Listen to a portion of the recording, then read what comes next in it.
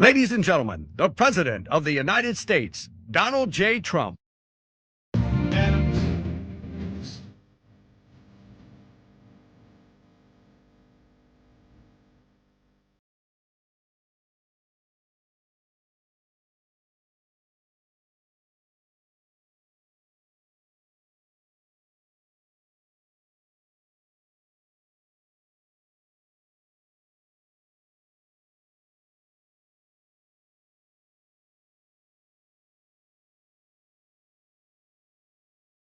What a nice song. We thank Lee, right? Lee has been with us from the beginning, so it's great. And thank you all for being here as we take action to get illegal alien truck drivers off the American roadways. We're doing a very strong movement, and we have had such support for this, and replace them with proud American veterans. And it's about time. I want to thank Secretary of Transportation Sean Duffy, who's doing a fantastic job. Secretary of Veterans Affairs Doug Collins, likewise, really doing a good job. 92% approval. That's not bad, Doug. You'll get it up a little bit. Acting Secretary of Labor Keith Sonderling, and along with President of Werner Enterprises Nathan Meisker. Thank you very much, Nathan, and representatives from the American Trucking Association and the Owner Operators Independent Drivers Association. They're all behind this 100%. I'm behind it 100%. We got to stop it. It's dangerous. It's horrible what's happening. Every day you see another story. We're not going to let that happen. That won't happen with our great vets. But above all, thank you to the amazing veterans with us. I mean, they've just been with us from the day they were born, I suspect. They're great patriots, and we love them. And we want to thank UPS, FedEx, and Werner for the job they've done. Thanks as well to the National Commander of AMVETS, Paul Shipley, Chief Operating Officer of the Independence Fund, Doug Ackerman, and the great patriots from the Wounded Warrior Project, American Legion, Blue Star Families, Gary Sinise Foundation, Vietnam Veterans of America, and Paralyzed Veterans of America. We thank you all, and thank you all for being with us. Very special. Thank you, folks. Thank you, everybody. For many years, American highways and roadways have been terrorized by unqualified illegal aliens dangerously driving big rigs like that. You got to know something to drive. Wow, that sucker is a big one. That's big stuff. But they're you have to have a knowledge. You have to have a talent for it. And these people don't have that. They're driving big rigs, semi-trucks, and tractor trailers, all because radical left maniacs at the state level have issued them commercial driver's licenses, even though they're not entitled to have them. They don't speak the language for the most part.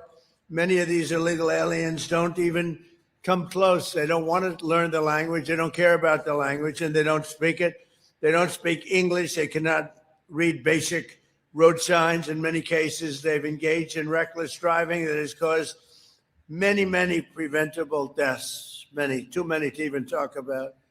Last August, 3 innocent people were killed in Florida when an illegal alien from India made an unlawful U-turn, blocking all the lanes of the highway and causing a catastrophic crash. It was a disaster. Just a few weeks ago, a Pennsylvania state trooper was killed by an illegal alien from Haiti driving a semi-truck. He was let in by Joe Biden and the open border policy of the Biden administration. By the way, today we have the safest border in the history of our country. And I don't even say this usually, but for the last 14 months, because it's almost unbelievable to say, but the media will correct me if I give anything that's even slightly off. As of 14 months, in the last 14 months, 0 illegal aliens were able to come through our southern border. 0. Last year alone, illegal aliens with commercial driver's licenses caused at least 30 deaths and many, many very seriously injured. As president, I made it our official policy to enforce English language requirements for truck drivers and support American truckers on American roadways. We've already removed more than 24,000 non-English speakers from behind the wheel. We've also forced states to cancel more than 28,000 commercial driver's licenses unlawfully issued to illegal aliens. They were given illegally. As we get illegal aliens off the roads today, we're also taking action to replace these unqualified migrant truck drivers with highly qualified American veterans.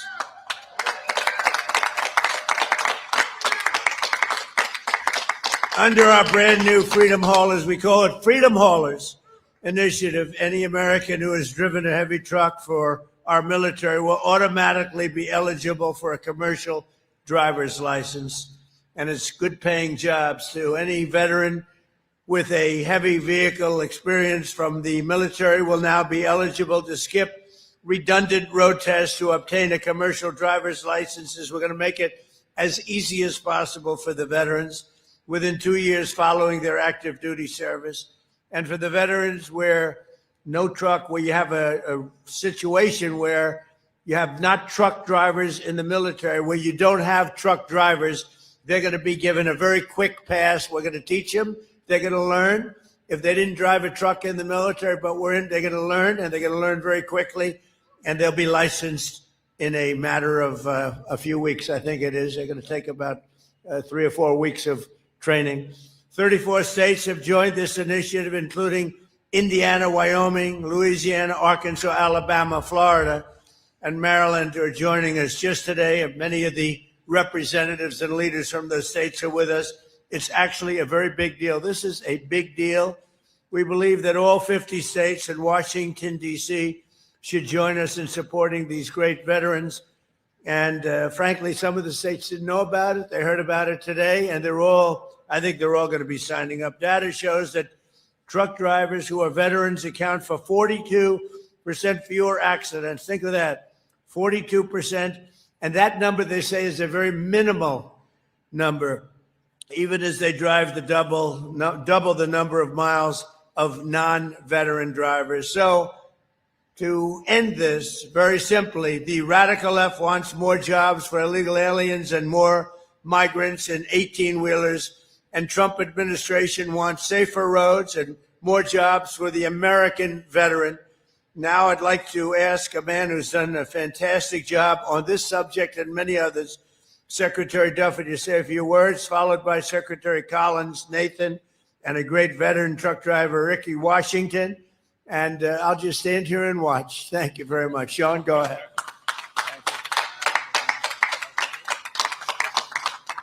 So thank you, Mr. President. And to underscore your point, President Biden let in millions of illegals into this country. And he thought it would be a good idea that when they come in, they get a job, and they get a job driving a commercial motor vehicle. They didn't have the training. They didn't have the skill. We didn't do background checks in the last administration, so they could have had a mile-long rap sheet of crimes or drunk driving or speeding violations, but we didn't know who they were. And we saw that when those illegals were driving these big rigs, they were killing American citizens. You're a family that was on the way to Walmart, or you're going to church on a Sunday, you could lose your life on an American road.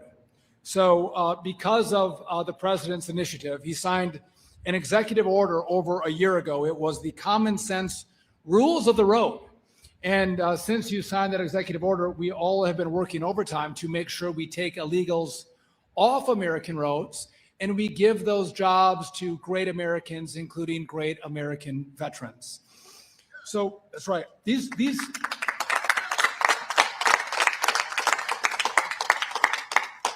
are great paying jobs. They're anywhere from $80,000 to $100,000+ a year. And it's important because you have men and women who drove big rigs in the military who would then get out and have to go through months-long training for their skills and their knowledge test to drive this vehicle over here. Well, if Secretary Pete Hegseth thinks that you can drive a vehicle like this, Donald Trump and Sean Duffy think that you can drive a vehicle like that. So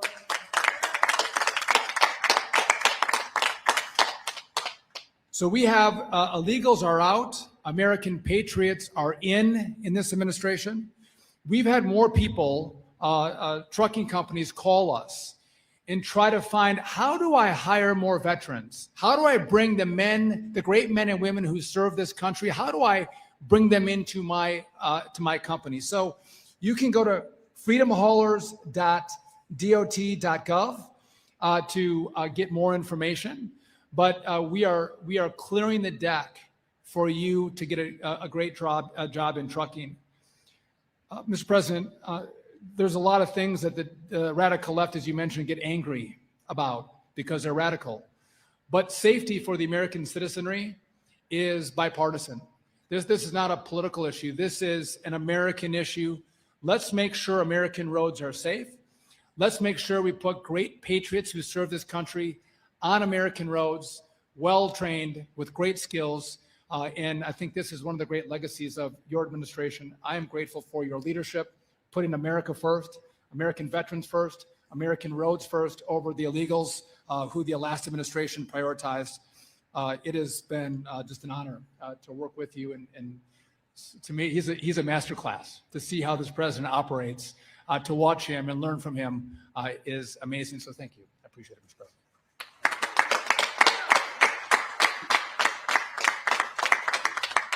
Thank you, Sean. And Mr. President, I can't think of anything else that says freedom more in our country than an open road truck and a veteran. Because you have veterans that said one thing, when they raised their right hand, they pledged what others would not do. They said, I will go and do what others will not do. And it is this country, when you told me, and I asked you that question, I said, Mr. President, what do you want me to do? He said, just take care of my veterans. So every day now, since the last year and a half, veterans at the VA are first and only in what we do. And this. So when Sean and I, we heard about this, when we started looking at this, some things that we have done, Mr. President, you're behind this and working to get veterans on the road. I can't think of anything more American. I can't think of anything that puts us first. Instead of the illegals who want to come take jobs, let's put veterans in the seats, making jobs safer and better for all Americans as we go along. Because veterans, look, you proved once you can do it. I know for a fact you can do it every single day. As we look at this, some of the questions that come. The Wild West is over. So what do? How do we get our veterans into this? Well, one of the things that I want to emphasize is that we're now not only taking you as veterans, the GI Bill is going to be able to pay for this. You're going to be able to actually get and use the money to go get your CDL license. You're able to get this, and we're going to make it a lot easier and a lot quicker. Like I said, for those of us who rode in these, this will be a thrill. So we do that. We're going to use the GI Bill. The Dole Act also did something that's really important. That was the CDL programs. It used to take almost 2 years to get in. We're now waiving that to where the CDL and disability, service-connected disabilities, can get in that instead of having to wait the 2 years. So we're actually putting into place what is already there and saying, you know what? We're going to make it easier for our veterans to do this. Our VR&E programs are already ready to train veterans to go take these jobs as we go forward. But as we go forward, let me just emphasize one thing already, Mr. President. 1 in 10 of our truck drivers across the country are veterans already. 1 in 10. Why don't we make it 2 in 10? Why don't we make it 3 in 10? For those who want to get out and serve this country, who want to be the leaders and be the safety experts who drove these to drive these, will drive us as Americans in the future. We couldn't do this without a great partnership with the cabinet and our partners in the business community as we go forward. But I'm here to also tell you, you can't do it without a president who doesn't look at what can't be. He looks at what can be. And Donald Trump has said when it comes to transportation and safety and keeping illegals off the road, but also putting our veterans first, you have a president who not only says it, but he does it. And we're here today to prove it. God bless you.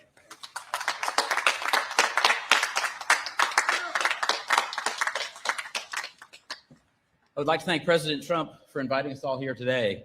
It is a profound honor to stand with you here at the White House, along with the brave veterans, the military leaders, and cabinet members in the same month that we celebrated the 250th anniversary of our great country.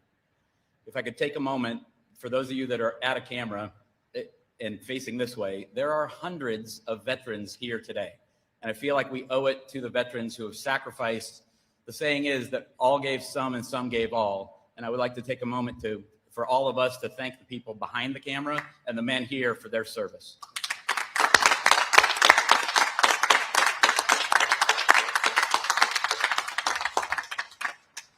As President Trump said, I am Nathan Maiskeier. I'm the president of Werner Enterprises. Werner is one of America's largest, safest, and most successful transportation companies. This year, Werner proudly celebrates 7 decades of keeping the American economy moving. And after all, 75% of all freight in America moves by a truck. At Werner, 15% of our 14,000 associates nationwide are veterans and military spouses, a statistic that we're proud of. Today, I am proud to announce a new strategic initiative for our company. In tandem with the Trump administration's Freedom Haulers program, Werner Enterprises is officially committing to hire 1,400 veterans in the coming year.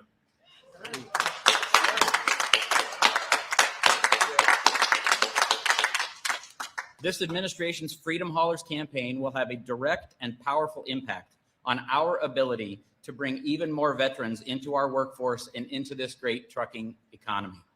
Cutting through red tape and translating a veteran's military driving experience directly into a civilian commercial driver's license. Veterans at Werner often move up the ranks into roles as driver leaders, and many serve as premier road team captains, mentoring the next generation of drivers and representing the absolute best of American trucking. We should all commit to ensure that every veteran returning home is met not just with handshakes and hugs and applause, but real opportunities to lead, drive, and succeed.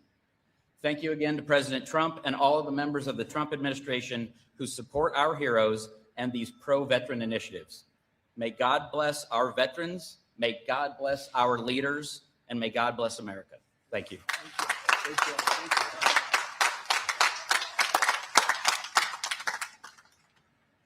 My fellow Americans, Mr. President, and distinguished guests, it is an honor to stand with you today. For 30 years of service, I have the privilege of wearing the uniform of the United States Army and the Army National Guard. Like so many who have answered the call, my service took me through moments of hardships and sacrifices. I reflect on which I carry with me every day. Serving this nation was an honor, but when the time came to take a uniform off, I faced the question veterans confront. How do I continue serving? For me, the answer was on the open road. Transition from military life behind the wheel of a commercial truck has brought a renewed sense of mission for me. Veterans make exceptional truck drivers because they have the core values of the military aligned seamlessly with the trucking industry. We're disciplined, we're vigilant, we're adaptable, and with unwavering commitment to getting the job done safely and on time.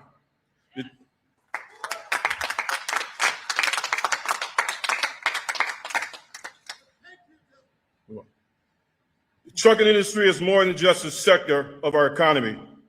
It is its backbone of our commerce. It is a place where service members, veterans, military spouse can find a purpose, a community, and a way to continue keeping our great nation moving forward. Thank you, Mr. President.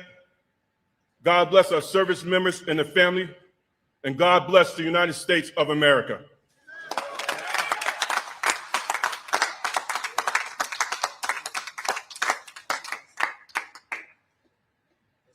Anybody like to say anything? I just want to thank everybody for being here. This is going to be a big day for our wonderful patriots, our great veterans. They're going to produce like nobody else can produce. And thank you very much. And I want to thank you and especially all those people you're going to be hiring. But I know a lot of your competitors are also doing the same thing. So it's going to be really fantastic. Sean, thank you. Thank you, Doug. Thank you, everybody, for the job you've done very much. Bye. Thank you.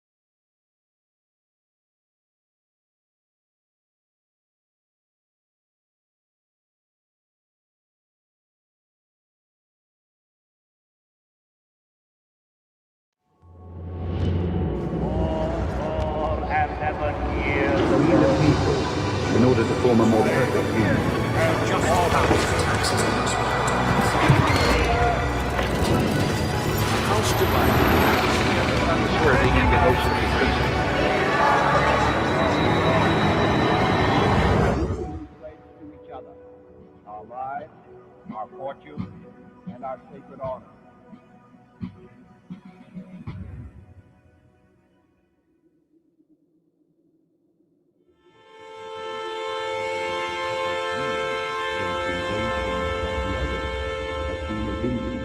It's commonly said about George Washington that he was the indispensable American. But there's ample evidence that John Adams may indeed be an indispensable American too.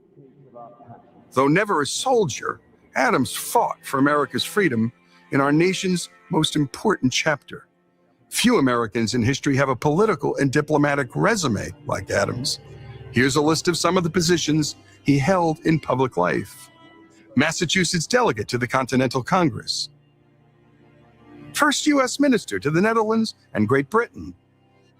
America's first vice president and our second president, among many other prominent positions. Adams also authored several influential works on government, including, most notably, the Massachusetts Constitution of 1780, which he wrote alone, and which is to this day the oldest written constitution in the world. It served as a model for the U.S. Constitution, specifically its focus on separation of powers among and between the branches of government. But there's much more to Adams' life than his resume, including real accomplishments and crucial battles fought and won for his country. Though Adams was impatient and viewed as too tactless for legislative life, he was a ferocious behind-the-scenes operator and ended up playing a big part in the most momentous decisions in our nation's fight for independence and beyond. His decision to nominate George Washington as commander-in-chief of the colonial armies was as consequential an act as any he would perform. Adams first met Washington while the two served as delegates to the First Continental Congress. He was impressed with Washington's military experience and Washington's demeanor, and knew that to unify the colonies, he would need to choose someone to lead the Continental Army that was not a Yankee. Virginia was not just the richest colony, but the largest, and as David McCullough noted in his biography of Adams, quote, "The very proud Virginians felt they had a right to lead." In the Second Continental Congress, no delegate fought harder than Adams behind closed doors and on the House floor for the colonies to not merely sever ties with Great Britain, but declare independence outright. In May of 1776, it was Adams who called for the formal resolution for independence, and it was Adams who organized the committee charged with drafting the Declaration of Independence. Adams chose Thomas Jefferson, 33 years old at the time, and the youngest delegate for the task. He recognized Jefferson's ability to make words work above and beyond the call of common prose for what was to be the most important writing assignment in world history. After Adams and 55 others put their name to paper and pledged to each other their lives, fortunes, and sacred honor, Adams penned these words to his bride Abigail about how that day should be remembered. It ought to be commemorated as the day of deliverance by solemn acts of devotion to God Almighty. It ought to be solemnized with pomp and parade, with shoes, games, sports, guns, bells, bonfires, and illuminations from one end of this continent to the other, from this time forward, forevermore. Any one of these accomplishments would have been enough for anyone's lifetime. But there were more. Adams played a pivotal role in the fight for independence on the diplomatic field, securing critical funding from the government of France and negotiating a loan from Dutch bankers of nearly $2 million. It was funding needed on the home front for provisions, arms, and munitions necessary to secure military victory in America and independence thereafter.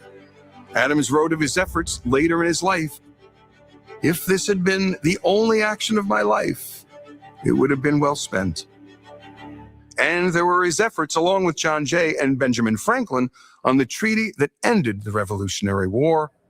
The Treaty of Paris established the United States as an independent nation and doubled the size of America. Lest we forget, Adams served as the second president of the United States and managed to keep the nation out of war. No small task, given the events in France, which was experiencing a revolution of its own. Despite blistering attacks from his own party, particularly from Alexander Hamilton, Adams sent a peace commission to France with hopes of averting war. He succeeded, but at great personal cost. So what do we need to know about Adams to best understand the man? It's first important to understand where he was born and to whom. Adams was not born to wealth. His father made his living as a farmer and shoemaker in the quiet village of 2,000 people called Braintree, Massachusetts. Baptized in the church where his father served as a deacon, Adams learned from him the necessity and importance of hard work, good habits, and trustworthiness. Adams wrote these words about his father after he died. A man of strict piety and great integrity, much esteemed and beloved wherever he was known, which was not far, his sphere of life being not extensive. The sphere of John Adams' life would extend far beyond Braintree to the great cities of America and Europe too. The turning point in Adams' life came in the form of a scholarship to Harvard at the age of 15. While there, Adams cultivated his appetite for reading, which lasted a lifetime. But it was his time debating that he discovered he'd make a better lawyer than preacher, much to his father's disappointment. After graduating in 1755, he pursued a legal career. Harvard Law wouldn't open its doors until 1817, so Adams did what aspiring lawyers did back then. He worked by day as a teacher to pay for his legal training with lawyers in and around Boston, launching his professional career in 1758. By 1770, he was one of the busiest lawyers in town.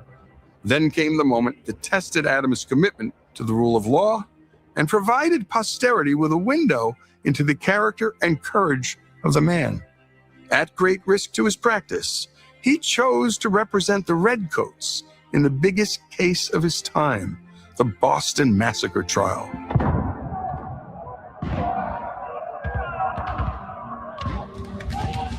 Adams' rhetorical skills were on full display as he described how the mob pelted the British soldiers with every species of rubbish. One soldier, he said, was beaten to the ground with a club, rising up only to be beaten down again. Do you expect he should behave like a Stoic philosopher, lost in apathy? Adams asked the jurors, and by proxy, the entire city of Boston. Adams then explained to the jurors that the presumption of innocence is the bedrock of any civil society. Better that many guilty persons escape unpunished than one innocent person should be punished. Adams closed his case quoting Algernon Sidney, the English political theorist who wrote Discourses Concerning Government, a textbook that profoundly influenced our founding fathers. The law no passion can disturb, 'tis void of desire and fear, lust and anger. It does not enjoin that which pleases a weak, frail man, but without any regard to persons commands that which is good and punishes evil in all, whether rich or poor, high or low. 'Tis deaf, inexorable, inflexible. The jury was out less than 3 hours. 6 soldiers were acquitted. 2 were found guilty of manslaughter. Adams suffered in the short term, losing half his law practice. But as time passed, his defense of the Redcoats enhanced his public standing. Years later, Adams concluded that this effort of his was one of the most gallant, generous, manly, and disinterested actions of my whole life, and one of the best pieces of service I ever rendered my country. It was a trial that taught us all that unpopular people or people we hate and hate for good reason must not be subject to the whims of the mob or prosecutors doing the mob's bidding. That single story, more than any other, embodied the nature and character of Adams and the country he would soon help to birth. The American Republic, after all, is built to protect the rights of Americans through law, not the mere opinions of man. In poor health in the summer of 1826, Adams, 90 years old at the time, was visited by some local leaders seeking a toast they could share